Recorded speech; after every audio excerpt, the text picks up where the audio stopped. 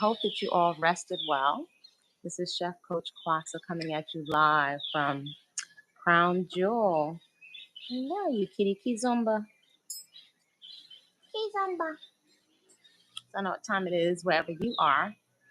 This morning we are talking about devotion over discipline, which is going to be starting on August 4th. So we're going to talk about what that's about. If you're new to this channel, welcome. I am Kwasa of Body-Culinary, professional chef, personal trainer at Equinox for 10 years. And I really am passionate about sharing all things having to do with whole, fresh, and living in unprocessed foods, fitness, as a lifestyle practice, and garden/nature therapy. And I'm coming at you live from Crown Jewel. And I share on this channel anything having to do with those three leveraged lifestyle practices. And I call them leverage because they give you back so much more for the investment of your time, your energy, your attention. Hopefully, you consider investment. Like, what's the best investment of your time, your attention, and your focus? Or are we merely allowing our time on the internet, our data, our likes and dislikes, our curiosity, the things that we use to comfort ourselves and even numb out? Are we just merely allowing that information to be farmed and that data to be sold so that more people can market more things to us? Are you thinking of being strategic with the investment of your time and your energy? I know that's a priority for me. I also share on this channel some of my journey of radical self-acceptance, and we have so many options, right? I'm not the hair police. I'm not the food police.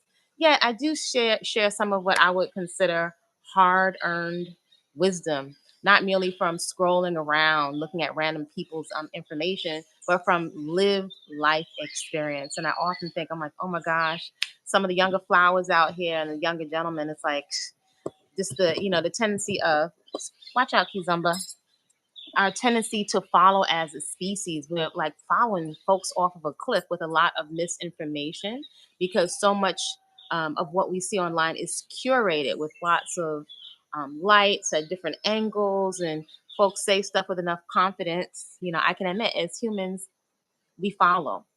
So I often think like, wow, if only I had certain information at a certain age. And I've often had plenty of younger folks say to me, wow, Kwasa or Mama Kwasa, where were you when I was in my 20s, right? Um, Lived experience and wisdom, acquired wisdom is different than information. Today, we have so much information at our fingertips, though, in the absence of wisdom, it's like putting a loaded gun into an immature child who's having a tantrum into their hands, right? And older doesn't necessarily equate to elder, depending on our life experience. In any event, today we're going to be talking about greetings, Letitia. We're going to be talking about the 30-day transformation, which does start on August 4th. August 4th coming up. And this 30-day transformation is dedicated to devotion over discipline. Anyone that's worked with me over the years know that I am fascinated. I am absolutely fascinated by drug addicts. Drug addicts, yes, I'm not joking. Drug addicts. Why? Why? And go ahead if you're interested in these kinds of conversations, which are not to tell anyone what to do. I'm not here to tell grown folks what to do, especially those that are not paying for my instruction. That's not a good investment of my time.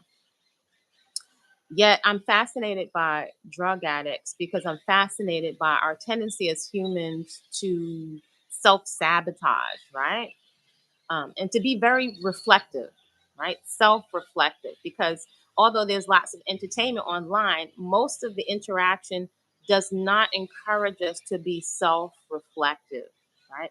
Even us reaching out online and being quite insensitive to other people, shaming people for their weight or their appearance or how much they make.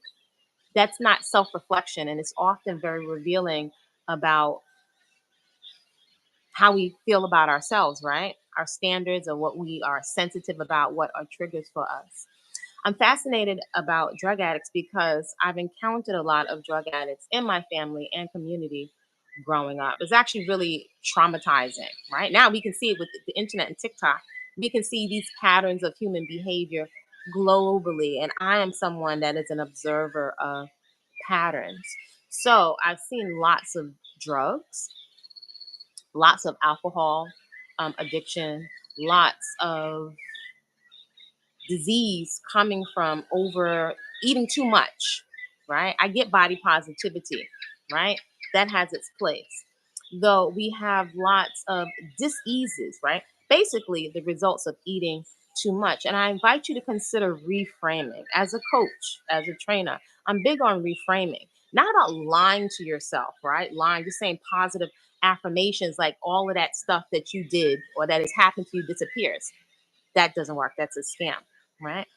But in order to really organize things in your mind so that you have a better chance at accessing what it is that is driving your behaviors, your automatic pilot behaviors, the things that you do, the things that we do to soothe ourselves, to make ourselves feel comfortable when these screens are off, when nobody's watching, when no one's around, right? I would say that as a species, we are all on a spectrum of addiction. 2, 3 degrees, money in the bank, accomplished. This is fascinating. Look around. We are all on a spectrum of addiction. Addiction has a lot of a lot of connotation. It's a really, that word has a lot of feelings and emotions packed into it. Another way to perhaps reframe it is we are all on a spectrum of the things that we do to make ourselves feel better. And today, more than ever, we are constantly being offered vices, right? Substances, chemicals, mind numbing, brain altering chemicals, right?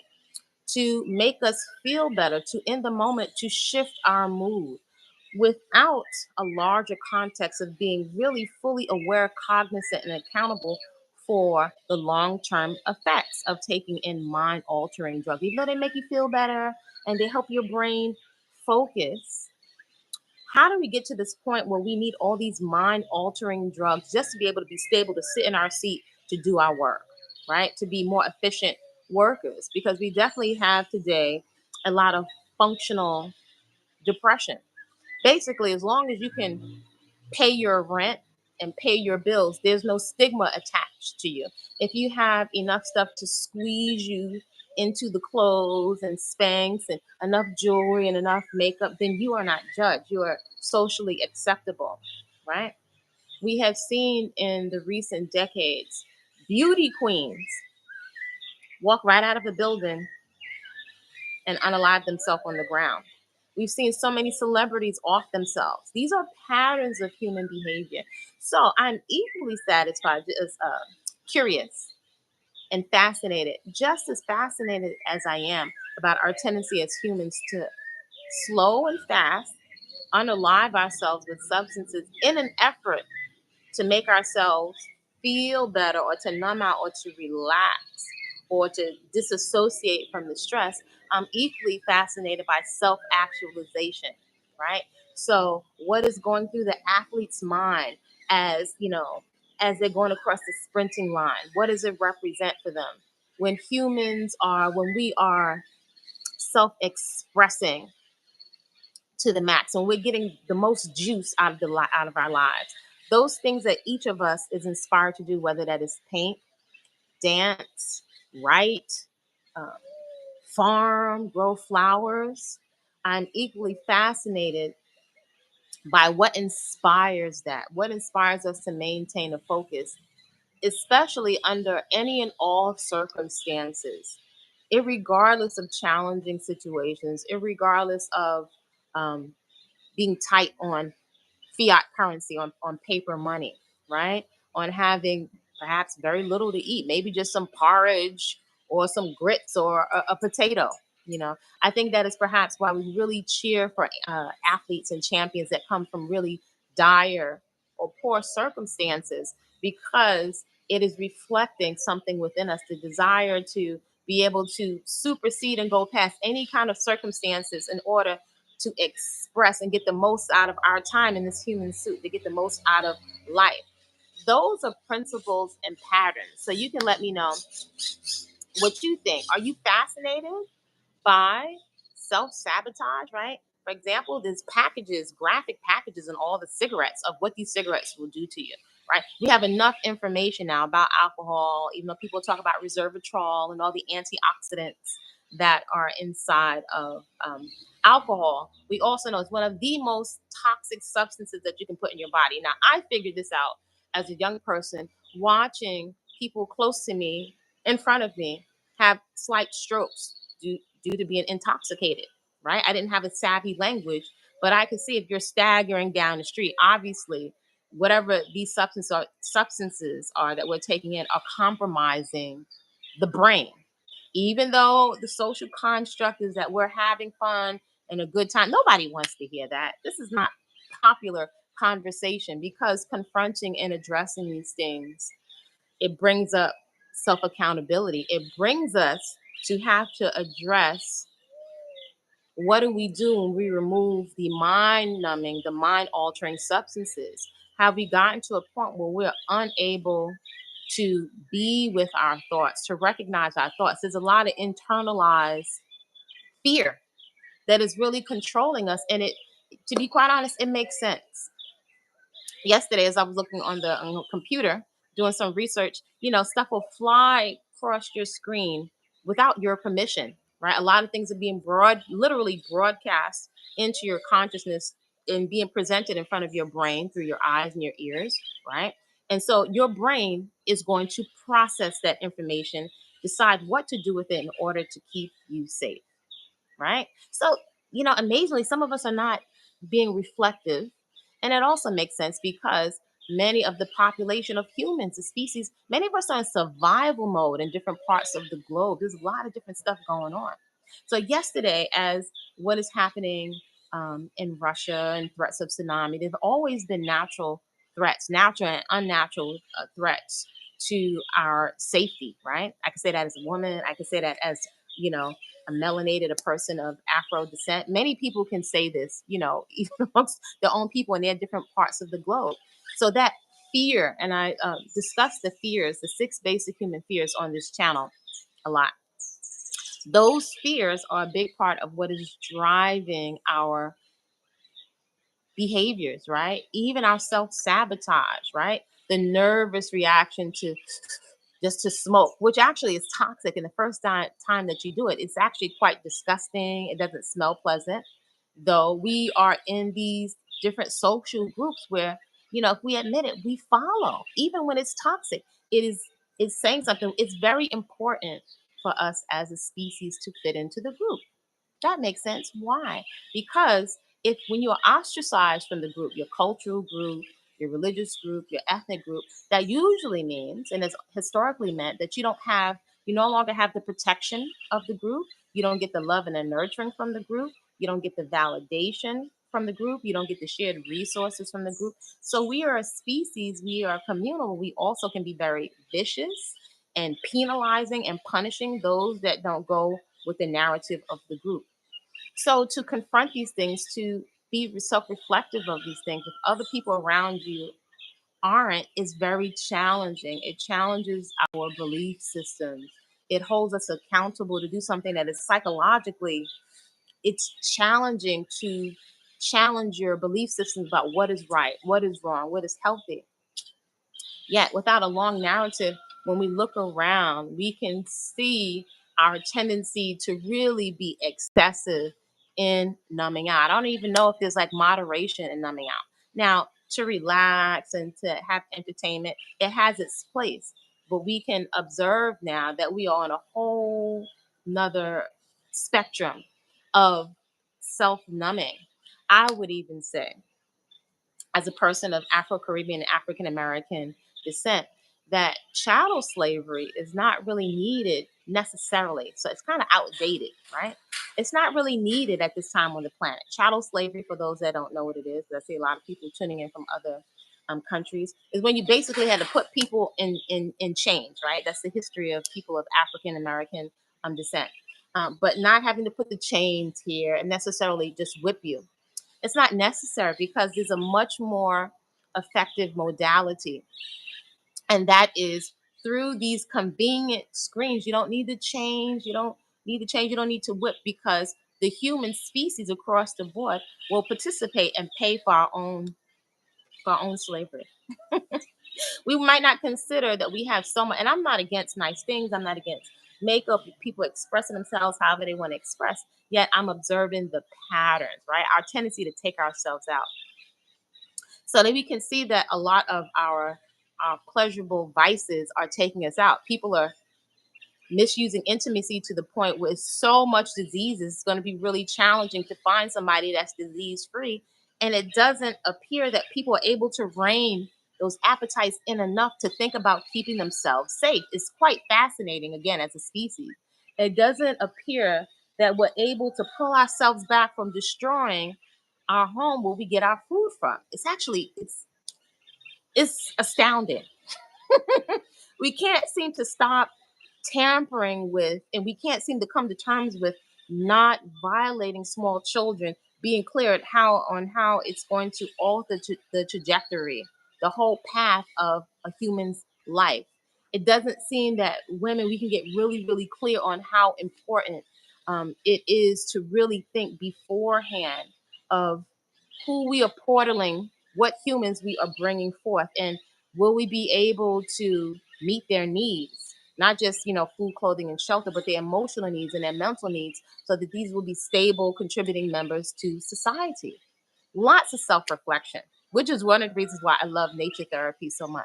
So, as someone that's worked as a fitness coach for decades, I'm always fascinated by all of these hundreds and hundreds of people that I'm coaching and training. I'm always wondering and looking at the patterns of those who are successful in reaching their goals, and those who are able to sustain their fitness goals over the long haul, because I know that's a big part of my practice, right?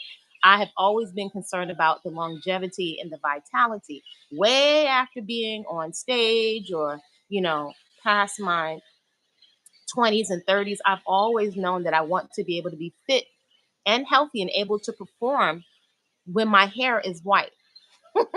And my hair is going to be white. I'm going to be, in my 60th year in the next couple of years. So, and it's nothing wrong necessarily with adornment and makeup, yet I desire to enjoy my own hair and skin. It is a big component of self-esteem and how you feel about yourself. Really, if you could tune into how you feel about yourself, the undertone of how you feel about yourself is really contributing to the things we do. Whether you will get up and exercise and challenge yourself when it's sweaty and you don't feel like it, whether you will choose things that are full of flavor and texture and very recreational, and everybody's eating it, or whether you will choose things that are more in alignment with your goals, whether you will train your palate to enjoy healthy eating and um, regulating your nervous system in nature, right? These are things that we can choose to do wherever we are, to be able to find a park or some kind of nature, or even if it's looking up at the sky. Whether you'll choose to do those things or a lot says a lot about how we really feel about ourselves in our quiet moments. So, this 30 days of transformation is really dedicated to a reframing of, rather than trying to beat yourself into submission, which usually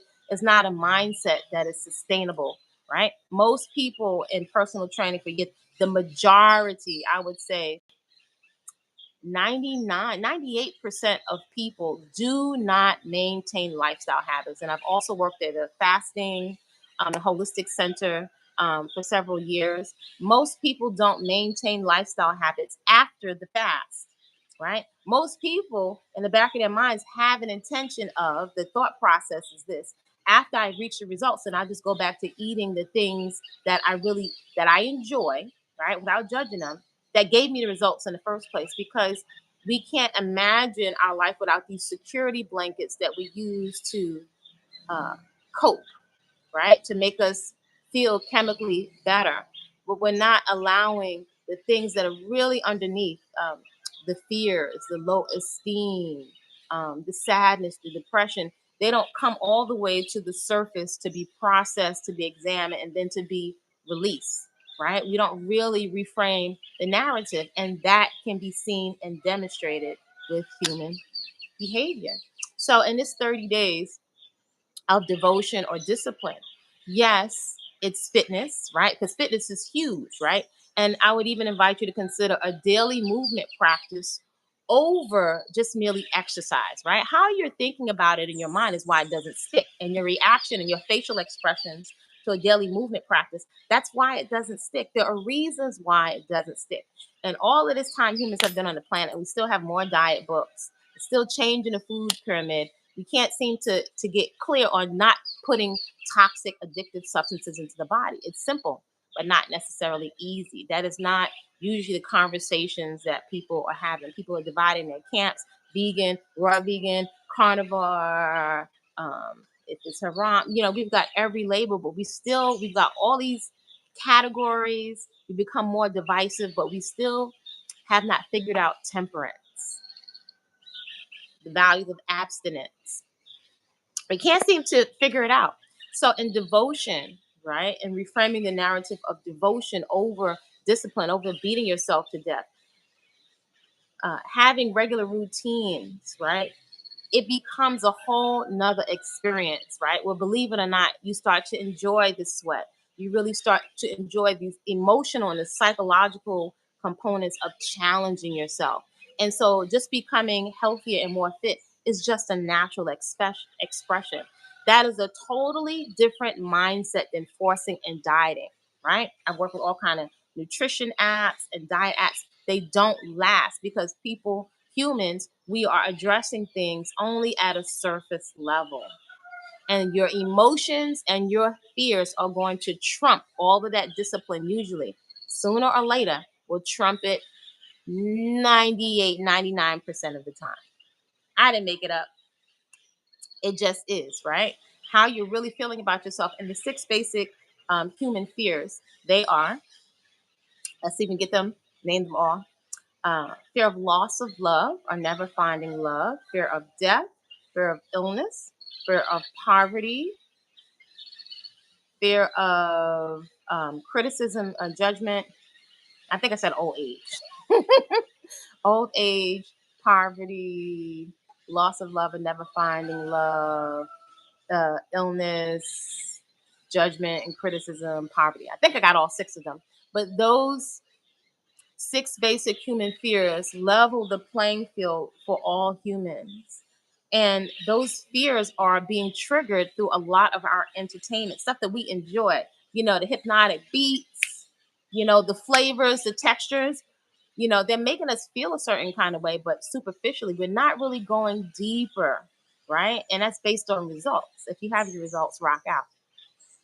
But we can't seem to stop self-soothing in extreme.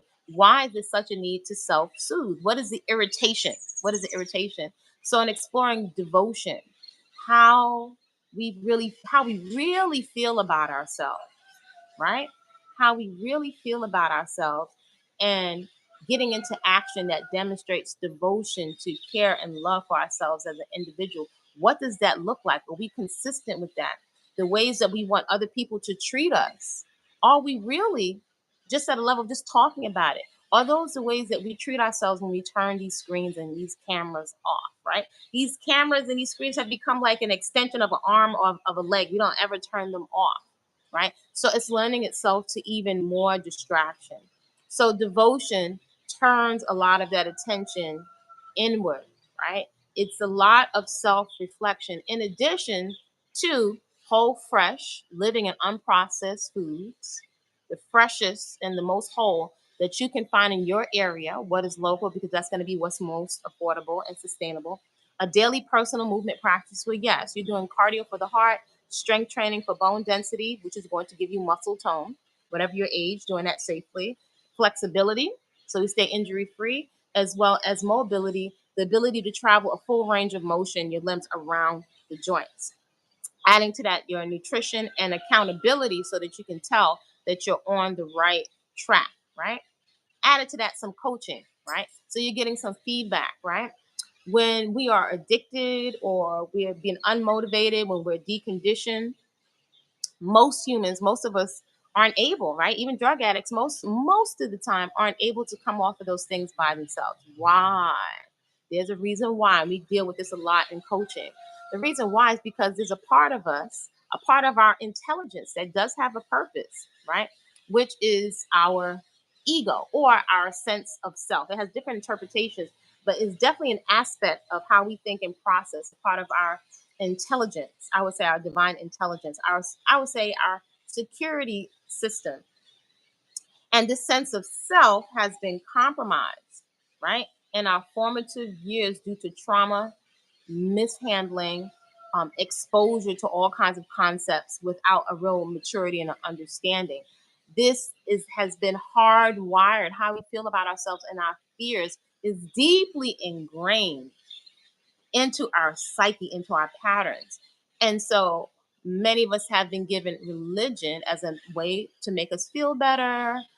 Culturally, it's been passed down to us. But as we can see, there's no shortage of religions, yet we still can't seem to stop offing one another and offing ourselves. So in devotion, however you want to call source, this is really about having your foundation of a daily movement practice, right? To sweat because it's therapeutic first. It is for therapy and how it makes you feel. Being fit is just a natural extension.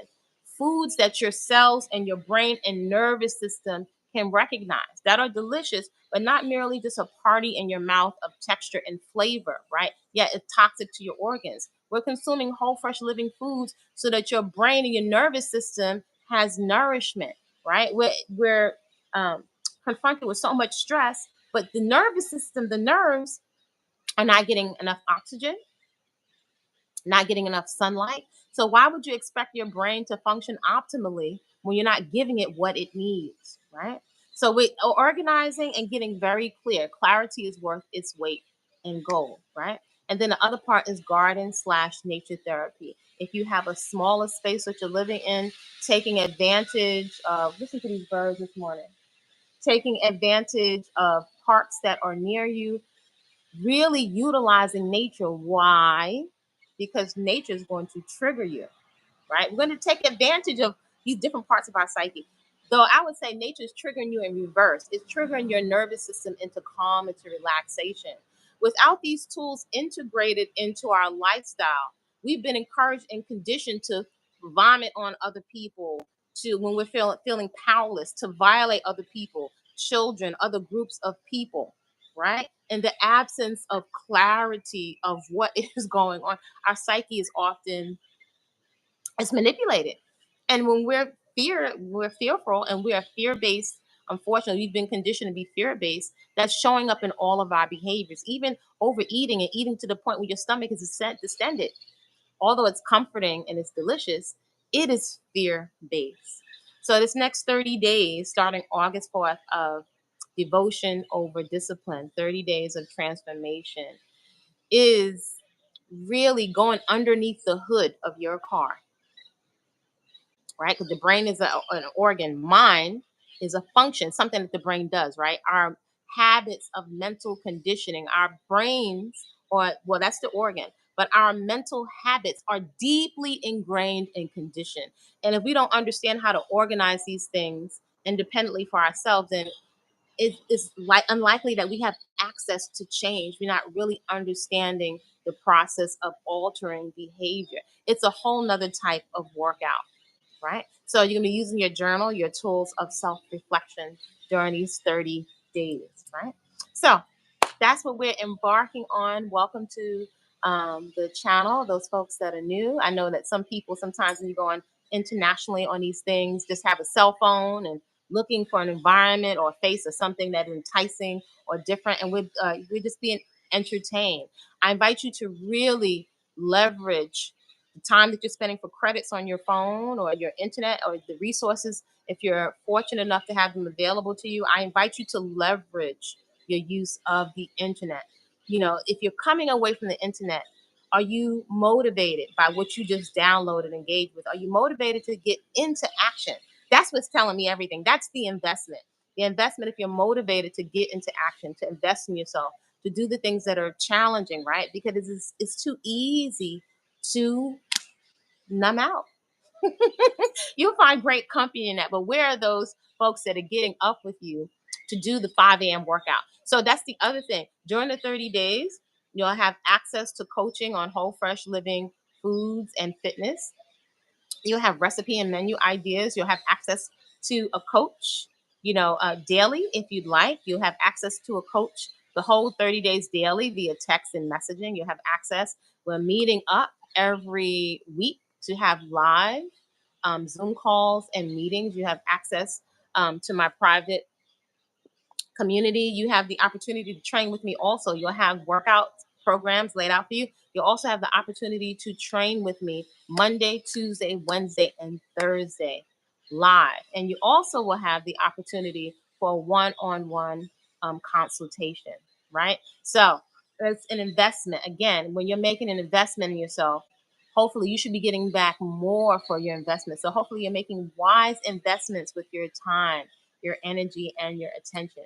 So if you're interested in joining me on this challenge, if you're interested in really devoting yourself and to your life, that's going to look like something that has actions attached to it. If somebody's really serious about something, as a coach has said to me, and I'm a connoisseur of coaches, it shows up as standing appointments that they respect on their date book and their calendar. So if I go back on my date book and my calendar, I can check off, I can look and review, do an accounting to see what I'm actually devoted to, right? It's going to show up in your date book and it's going to show up on your checkbook, which you're spending, your finances on, right? Remember, if you're trading time for money and then you take that money and you trade it for something, that's your investment. So if you have to do an accurate, honest accounting, that's telling you where your focus is. So this 30 days is going to be a devotion to your presence, your time inside of your human suit. The time that you have left in this human suit, right? As my godmother used to say to me, she said, Kwasa, the angel of death is your constant companion. She used to say some things that were so beyond me as a young woman.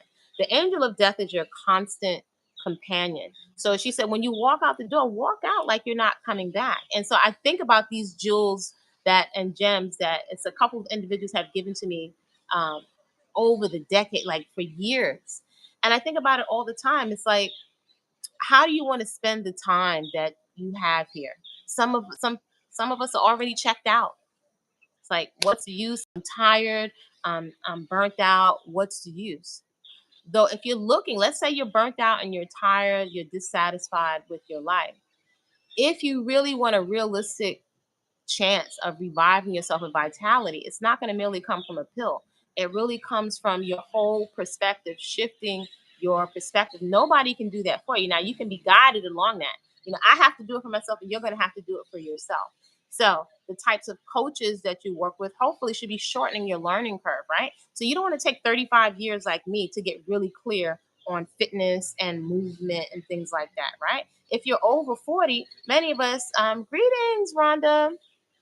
Many of us don't have the wiggle room or the time. Many of us are in our final phases of this final trimester of life. So we don't like to talk about these things because they are confronting, but to really get crystal clear, clarity is worth its weight in gold on what are your priorities, where are you investing your time. I have always been one, even as a young woman, to invest in books and in educating myself and investing in all types of foods. Some of the new foods I was eating many years ago as a young woman, I threw it in the garbage and then I bought it again because my palate wasn't used to it. So you can change your palate, right? You can change your palate. There's so much you can change. So when you're working with a coach, the goal is for you to shorten your learning curve. That's where you're really getting more back off your investment, right? So we're going to jump off of here. We have lots to do over here at Crown Jewel, but I'm inviting you to join me for the 30-day transformation. It's devotion to yourself, your life essence, the time that you have in this human suit. It's devotion over discipline. Then the order, the routine is just something that starts to feel so natural, where you really embrace and enjoy your lifestyle. You enjoy your healthy eating. You enjoy your own hair and skin. And then the options become endless, right? If you're interested, reach out to me, send me a message, and I'll send you the link. You can go right on over to body-culinary.com.